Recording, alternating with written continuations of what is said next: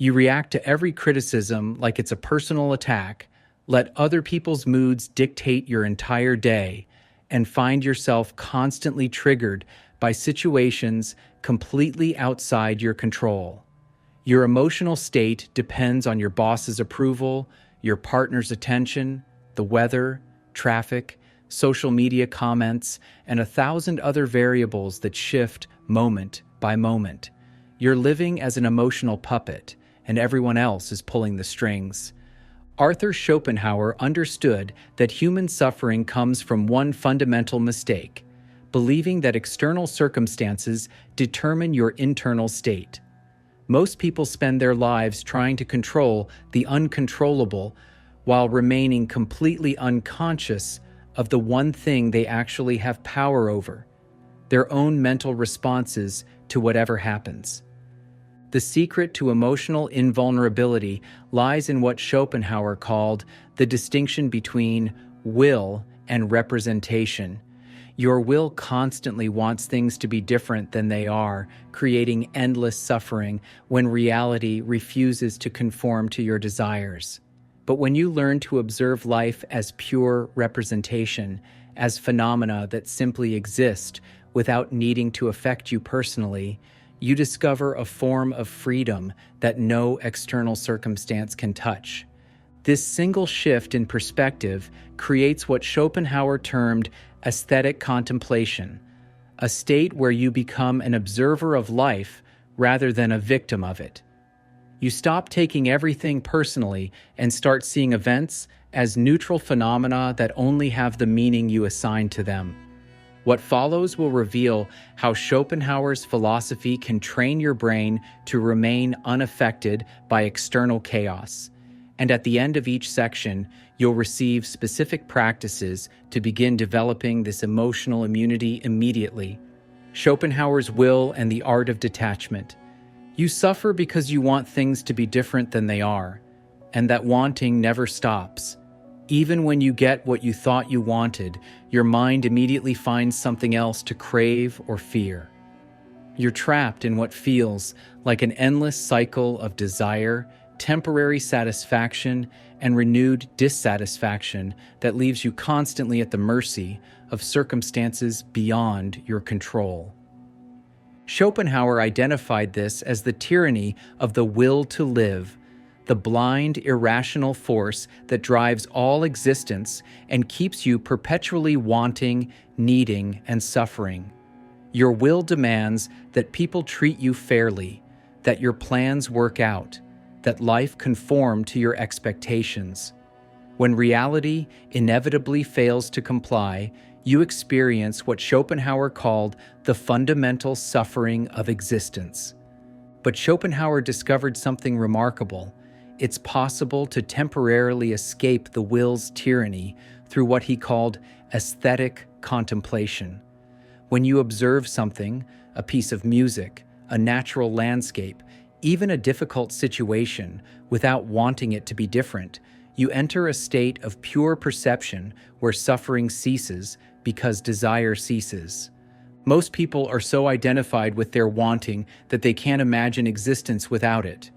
They think detachment means becoming cold or indifferent, but Schopenhauer understood that true detachment actually allows you to see more clearly, because you're not distorting reality through the lens of personal desire. The person who masters detachment doesn't stop caring. They stop needing things to be other than what they are. They can love without clinging, work toward goals without attachment to outcomes, and experience loss without being destroyed by it. When you observe your life as representation rather than as personal drama, you discover that most of your suffering comes not from what happens, but from your insistence that what happens should be different. For the next week, when something upsets you, ask yourself, what am I demanding that reality be different right now? Notice how the simple act of recognizing your demands begins to loosen their grip on your emotional state. The dichotomy of control that changes everything. You waste enormous amounts of mental energy trying to control your reputation, other people's opinions, the weather, traffic, your boss's mood, and countless other variables that exist completely outside your sphere of influence. Meanwhile, you remain unconscious of the one domain where you have absolute authority, your own judgments, interpretations, and responses to whatever happens. Schopenhauer understood that the root of all suffering lies in this fundamental confusion about what you can and cannot control. Your will constantly reaches toward external objects, people, and circumstances, demanding they conform to your desires. But the external world operates according to its own laws, completely indifferent to your personal preferences or needs. The revolutionary insight is that you have complete control over your inner responses while having zero control over outer circumstances. You cannot control whether someone criticizes you, but you have absolute authority over whether that criticism disturbs your peace.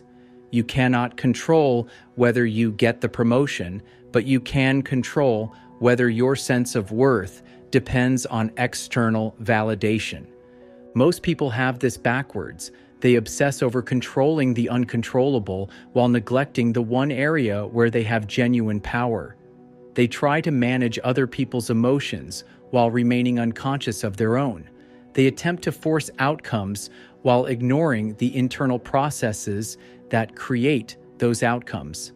Schopenhauer called this recognition philosophical wisdom, the understanding that your happiness depends entirely on your internal state, not on external arrangements. When you truly grasp this distinction, you stop wasting energy on futile attempts to control circumstances and redirect that energy toward mastering your own mental responses. The person who understands the dichotomy of control becomes unshakable because they're no longer dependent on external validation for their internal stability. They work toward goals without being enslaved by outcomes, engage with people without needing their approval, and face challenges without being emotionally devastated by setbacks. Make two lists: things you've been trying to control that are actually outside your influence, and things within your control that you've been neglecting. Spend this week redirecting energy from the first list to the second, becoming emotionally invulnerable. You've spent your entire life believing that emotional invulnerability means becoming cold, distant, or indifferent to the world around you. But Schopenhauer revealed that true invulnerability comes from the opposite direction, becoming so present and aware that you can observe your own emotional reactions without being consumed by them. The emotionally invulnerable person has learned to distinguish between experiencing emotions and being controlled by them. They feel anger without becoming angry, experience sadness without being destroyed by it, and encounter fear without being paralyzed. They've developed what Schopenhauer called the will-less state, moments of pure perception where they observe life without the distortion of personal desire. This invulnerability emerges when you realize that your emotional reactions are not facts about reality. They are interpretations generated by your mind based on unconscious assumptions about what should or shouldn't happen. When someone insults you, the insult itself is just sound waves or symbols on a screen. Your suffering comes from the meaning you assign to those symbols, not from the symbols themselves. Schopenhauer understood that most people live in a state of constant vulnerability because they've made their peace dependent on circumstances they cannot control. But when you locate your stability in your capacity to observe rather than in your ability to control, you become unshakable regardless of what happens around you.